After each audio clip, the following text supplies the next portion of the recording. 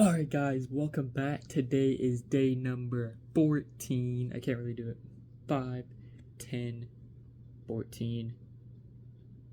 Or is it 15? I really lost count, my fault. But today is a new day, and is anyone else grateful? I see these all the time on the little YouTube things. Is anyone else grateful that God just woke you up this morning? Yesterday we talked about the 7 bowls of God's wrath, but we only did the first 5. I split it into 2 videos because it was kind of long, even though it felt kind of short. Honestly, I could have probably done it all in one video. But yeah, so today we're going to do the 6th bowl and the 7th bowl, and then we're going to read the little extra bit underneath. This is all in the book of Revelation. I will go back to the Gospels soon, but for right now, I'm going to stay in Revelation. So yeah, let's go ahead and get into the notebook. Alright, let's open up the notebook. Boom. Alright, here we are in the book of Revelation, chapter 16, verses 12 through 21. The topic for today, the 7 bowls of God's wrath, and I just put the 2 because we're on the 2nd day. This comes from the passage or the reading of the 7 bowls of God's wrath. Words I didn't know, there were none, so yeah. And words to know, there's just one, Armageddon, and I'll put it on the screen right here. And it just basically tells you what it is. So yeah.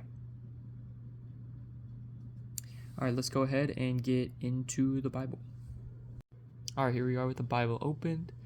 Revelation, we're actually on 16, not 17. 17's down here. So all of this is 16. Yesterday we ended right here. So we're going to start right here. And we're going to end all the way down here. The extra bit is back here. Right down here. If you have any trouble with any words, please let me know. So yeah, let's go ahead. Oh crap. Let's go ahead and start the reading. 7 bowls of God's wrath. Verse 12. The 6th angel poured out his bowl on the great river Euphrates, and its water was dried up to prepare the way for the kings from the east. Then I saw 3 impure spirits that looked like frogs.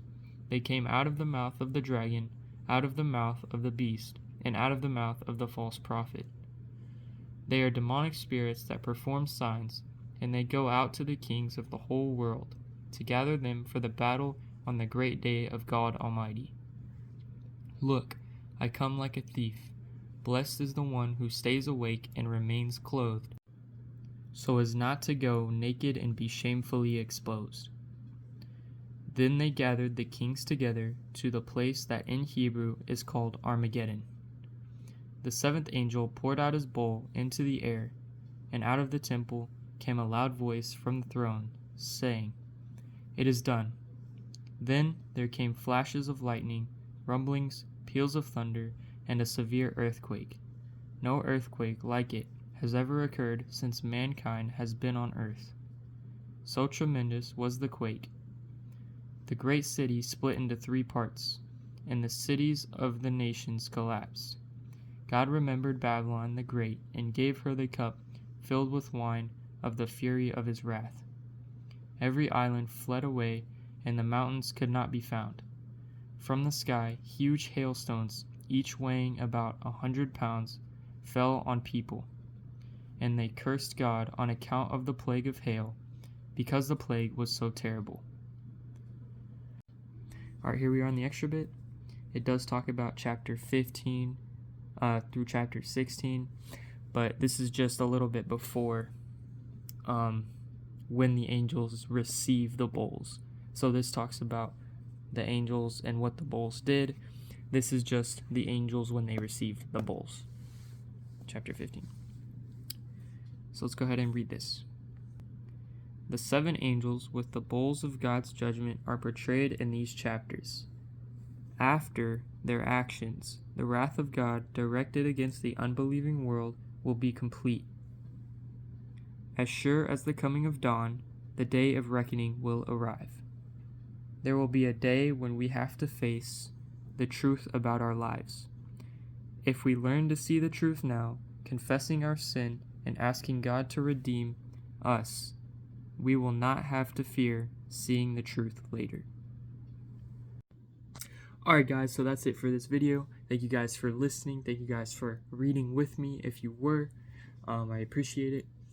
Alright, so the main takeaway for this is if we learn to see the truth now, we confess our sin and ask God to redeem us, we won't have to see the truth later, which is exactly what it says right here. If we learn to see the truth now, confessing our sin and asking God to redeem us, we will not have to fear seeing the truth later. I didn't say fear, but yeah. So that's it for this video. I don't think I have any bloopers, but I'll go ahead and put them in here if I do. And hopefully I'll see you guys tomorrow.